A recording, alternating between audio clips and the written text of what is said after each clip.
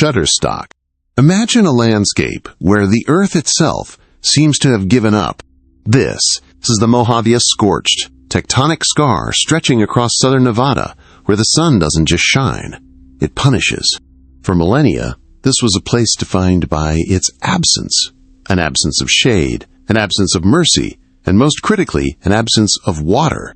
Geologically, Las Vegas sits in the heart of the Basin and Range Province, a region where the Earth's crust has been pulled and stretched thin over millions of years, creating a series of jagged mountain peaks and sunken, arid valleys. Here, the Sierra Nevada and transverse ranges to the west act as a colossal atmospheric wall, stripping moisture from Pacific storms in a phenomenon known as the rain shadow effect. By the time the air reaches the Las Vegas Valley, it is bone dry, leaving the city with a measly 4 inches of rainfall, a year less than some tropical regions receive in a single afternoon. In 1940, Las Vegas was little more than a dusty railroad stop, home to 8,000 souls who understood the desert's limits.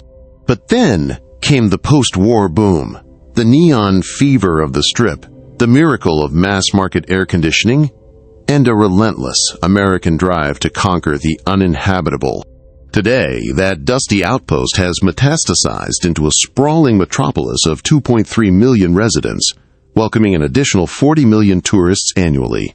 These visitors come for the glitz, but they bring with them a thirst that the desert cannot quench. They drink, they bathe, and they lounge by turquoise pools, while the outside air regularly cracks 115 degrees Fahrenheit, creating an urban heat island that keeps the desert floor baking long after the sun sets. To sustain this mirage, the city consumes nearly 100 billion gallons of water every year.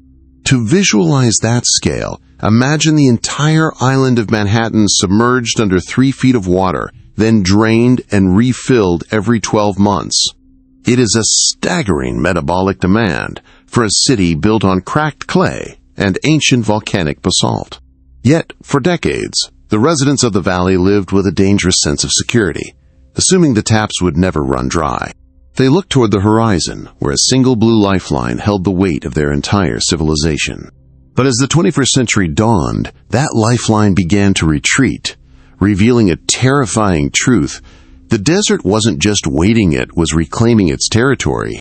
And the city's only hope was a reservoir built on a mathematical lie. To understand why Las Vegas is currently spending billions to drill into the earth, we have to travel back over a century to a room filled with cigar smoke and unfounded optimism. In November 1922, representatives from 7 western states gathered at Bishop's Lodge in Santa Fe, New Mexico, to sign the Colorado River Compact. Led by then-Secretary of Commerce Herbert Hoover, these men were tasked with dividing the American Nile, but they were building a civilization on a foundation of sandor. More accurately, a foundation of record-breaking rain that wasn't destined to last. The original sin of the compact was a catastrophic failure of data. The negotiators based their water allocations on a period of flow between 1905 and 1922, an era they assumed was the normal state of the river. In reality, modern paleohydrology, the study of ancient water patterns through tree ringshas, revealed that this window was a pluvial period, one of the wettest stretches the region had seen in over 200 years. They estimated the river's annual discharge at Leaf Ferry to be roughly 16.4 million acre-feet. It was a phantom surplus. Even at the time, a USGS hydrologist named Eugene Clyde LaRue warned that the river's true average was much lower, likely around 15 million. His warnings were not just ignored, they were politically inconvenient. The commission chose the bigger number because it made the math of westward expansion work. Today, that century-old clerical error has come due. As of 2026, the Colorado River system is in the midst of a mega-drought that has persisted for over 2 decades. But scientists are now suggesting this isn't just a dry spell, it is a permanent aridification. We are seeing the rain-to-snow ratio shift violently. Warmer winters mean more precipitation falls as rain, which runs off quickly or evaporates before it ever reaches a reservoir. Even worse is a phenomenon known as sublimation, where dry desert air turns snow directly into water vapor, bypassing the river entirely. The parched earth has become a literal sponge, with falling groundwater levels sucking stream flows into the water table like a thirsty giant beneath the soil. As we sit in 2026, the legal framework governing this river is at a breaking point. The 2007 interim guidelines are set to expire this fall, and negotiations for a post-2026 management plan are currently deadlocked in a high-stakes game of hydrologic chicken. With a looming federal deadline, the 7 states are fractured, unable to agree on who should bear the brunt of the coming cuts. The surplus of 1922 has vanished, leaving behind a mathematical vacuum that is now physically manifesting as a white, mineral-crusted ring around the West's largest reservoir. And as the water levels continue to plummet toward a terrifying point of no return, the city of Las Vegas is realizing that its lifeline is about to be severed by the very dam that was built to save it. As the waters of Lake Mead retreat, they are leaving behind more than just dry ground. They are exposing the skeletal remains of a century of human ambition. If you stand on the shoreline today, the most striking feature isn't the water, it's the bathtub ring. This is a colossal, white mineral scar etched into the dark volcanic canyon walls, composed of calcium carbonate and other salts left behind as the water evaporates. It serves as a grim, vertical measuring stick, marking over 170 feet of lost elevation since the lake's peak in 1983. In 2026, the reservoir sits at a haunting 33 capacity, a hollowed-out version of its former self that looks less like a lake and more like a dying puddle at the bottom of a vast, rocky bowl. But the receding tide is also a time machine. As the waterline drops, the Atlantis of the Mojave has resurfaced. The ruins of St. Thomas, a Mormon settlement once buried under 60 feet of water, are now fully visible. Visitors can walk the silt-caked streets and touch the foundations of homes abandoned in 1938, when the rising reservoir forced the last resident to paddle away in a boat. Deeper in the lake, a B-29 Superfortress bomber that crashed during a secret Cold War mission in 1948. Once the realm of elite technical divers at 240 feet now sits in less than 140 feet of water. It is as if the lake is surrendering its secrets one by one as it loses its lifeblood. The true terror, however, isn't what is appearing, but what is disappearing, the physics of power. There are 2 critical numbers that haunt the engineers at Hoover Dam. The first is 950 feet, the minimum power pool. If the water drops below this line, the massive turbines that provide electricity to millions across Nevada, Arizona, and California will suck in air and cavitate, potentially destroying the machinery and plunging the region into a literal dark age. The second number is 895 feet, Deadpool. At this elevation, the water pressure is so low that it can no longer flow through the dam's outlet works at all.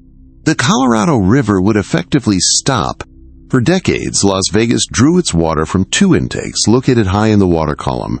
But as 2022 approached, the city watched in horror as the lake level plummeted toward intake number 1, threatening to leave the city's primary straw-sucking air. The emergency wasn't a distant threat anymore. It was a matter of months. To survive, the city would have to do the unthinkable. They would have to go underneath the lake bed itself, embarking on an engineering gamble that felt more like science fiction than civil engineering. Gemini Danoy. To prevent a total collapse of the city's water supply, the Southern Nevada Water Authority launched a project that sounds more like a subterranean moon mission than civil engineering. They called it intake number 3, but to the world, it became known as the third straw. This wasn't just a bigger pipe. It was a $1.5 billion gamble drilled deep into the Miocene-aged volcanic basalt that forms the foundation of the Black Canyon. This rock, forged 13 million years ago during a period of violent tectonic stretching, is some of the most unforgiving material on Earth, dense, abrasive, and riddled with unpredictable fissures. The protagonist of this saga was Sandy, a massive tunnel-boring machine, TBM, weighing over 500 tons and stretching the length of 2 football fields. Sandy wasn't just a drill. She was a pressurized, mobile factory designed to grind through solid stone while holding back the weight of 1 trillion gallons of water overhead. The physics of the task were staggering. At 600 feet below the lake's surface, The hydrostatic pressure is immensurely 260 pounds per square inch. If a single seal on the TBM had failed, or if the cutters struck an unmapped fault line, the tunnel would have transformed into a high-pressure cannon, obliterating everything in its path in a matter of seconds. As Sandy chewed through 3 miles of rock, the crew faced a hellish environment. The air was thick, with the scent of pulverized stone and hydraulic fluid, and the heat generated by both the grinding friction and the Earth's natural geothermal gradient was relentless. Engineers had to navigate fault zones where the basalt was shattered and unstable, requiring them to inject specialized grout into the rock to freeze it in place before Sandy could move forward. Precision was non-negotiable. They were aiming for a pre-drilled vertical shaft on the lake bed, with a margin of error measured in inches. A single degree of deviation over 3 miles would have meant missing the target and wasting years of work. When the tunnel finally broke through in 2014, it was hailed as an engineering miracle. Las Vegas had successfully tapped into the very bottom of the reservoir, ensuring that as long as there is any water in Lake Mead, the city can drink. But as the champagne corks popped, a new realization began to sink in among the hydrologists. They had secured the how of water delivery, but they still hadn't solved the how much, because even the deepest straw in the world is useless if the glass is empty, and Las Vegas was about to learn that engineering is only half the battle. Gemini Danoy. While the heavy machinery of the Southern Nevada Water Authority was busy boring through volcanic rock, a second, equally ambitious project was unfolding on the surface. If the third straw was a desperate reach for survival, the city's new hydro-social contract was a masterclass in urban alchemy. Las Vegas realized early on that it couldn't simply engineer its way out of a drought. It had to fundamentally redefine its relationship with every single drop of liquid that entered the valley. This led to the creation of one of the world's most sophisticated closed-loop water systems, turning what was once a linear consumption model into a circular cycle of reuse.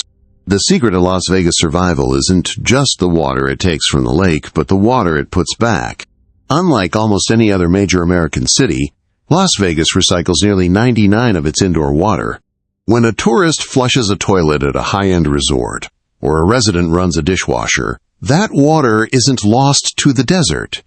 Instead, it travels through miles of subterranean sewers to advanced treatment facilities. Here, it undergoes a multi-stage purification, process utilizing biological filtration, membrane bioreactors, and ultraviolet light before being discharged back into Lake Mead via the Las Vegas Wash. This process earns the city return flow credits. For every gallon returned to the reservoir, the city is legally permitted to extract another gallon from its Colorado River allocation. In essence, indoor water use in the city has become a near zero-sum game. However, the real battle was fought outdoors, where water is lost forever to the atmosphere. In the Mojave, evaporation is a relentless thief, fueled by the urban heat island effect, where asphalt and concrete trap daytime heat, keeping nighttime temperatures high and humidity low. To combat this, the city declared war on the most inefficient crop in history, the ornamental lawn. Through aggressive cash-for-grass programs, southern Nevada has removed enough turf to wrap a strip of sod around the entire planet multiple times. Legislation eventually followed, banning non-functional grass, the purely decorative lawns in office parks and street medians that serve no purpose other than aesthetic vanity. Through these combined efforts, Las Vegas managed a feat that urban planners once thought impossible. While the population surged by hundreds of thousands, the city's total water consumption actually plummeted. It became a global model for arid land resilience, a city that learned to live within its means. But as the closed loop tightened, a new and invisible threat began to manifest within the plumbing.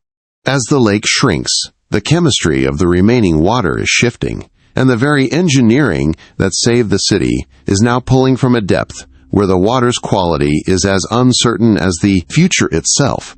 The year 2026 isn't just another calendar flip for the American Southwest. It's the year of the Great Reckoning.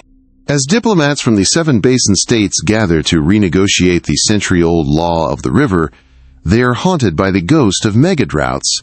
Through the lens of dendrochronology, the meticulous study of ancient tree ring pattern, scientists have looked back over a millennium to find that the 20-year dry spell we've just endured is, historically speaking, quite mild. The paleoclimate record reveals harrowing periods in the 12th and 13th centuries where the Colorado River Basin remained in a state of severe, unrelenting drought for over 5 decades. If that is the baseline we are returning to, then no amount of subterranean engineering can fix the hydrological math. We are witnessing a fundamental shift in the Holocene climate, where the stationarity of our water supply, the once reliable idea that the future will mimic the past, has been permanently shattered. But as the negotiations intensify, a new and invisible threat is manifesting beneath the waves of Lake Mead. As the reservoir's elevation fluctuates with violent unpredictability, it disturbs decades of legacy sediments that have long been buried on the lakebed. These deep layers contain a toxic cocktail of heavy metals, perchlorates, and industrial residuous shadows of the mid-20th century mining and manufacturing boom that built the West. When the third straw draws from the very bottom of the bowl, it risks pulling in these concentrated contaminants, potentially turning a quantity crisis into a quality catastrophe. Even with the world's most advanced treatment facilities, the escalating cost of purifying this bottom-of-the-barrel water could eventually destabilize the very economy it was built to protect. Las Vegas has achieved the impossible. It has outconserved its neighbors, out-engineered the volcanic basalt, and outmaneuvered the drought for a generation. The third straw stands as a monument to human defiance, a $1.4 billion insurance policy against the desert's inevitable win. But as we sit at the table in 2026, the existential question is no longer about the depth of the pipes or the power of the pumps. It is about whether a civilization founded on a 1922 mathematical fantasy can survive a 2026 geological reality. For now, the pumps are humming, and the neon lights of the Strip remain blindingly bright. But deep beneath the surface of Lake Mead, in the silent, pressurized dark of the tunnel, a different kind of countdown has begun known. That no machine, no matter how expensive, was ever designed to stop.